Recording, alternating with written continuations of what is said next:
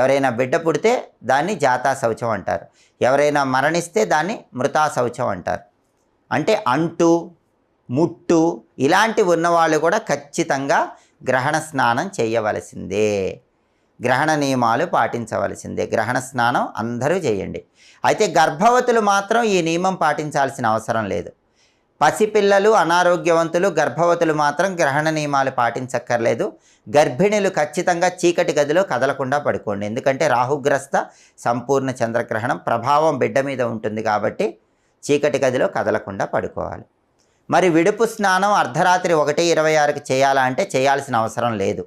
ఎందుకంటే అర్ధరాత్రి కాబట్టి ఖచ్చితంగా విడుపు స్నానం 1:26కి చేయాలని లేదు. మర్నాడు ఉదయం నిద్ర లేచిన తర్వాత విడుపు స్నానం చేసుకోండి. మంత్రానుష్ఠానాలు చేసుకునే వాళ్ళు మాత్రం అర్ధరాత్రి 1:26కి విడుపు స్నానం చేయండి. మిగిలిన వాళ్ళు చేయాల్సిన అవసరం లేదు. అయితే సాధ్యమైనంత వరకు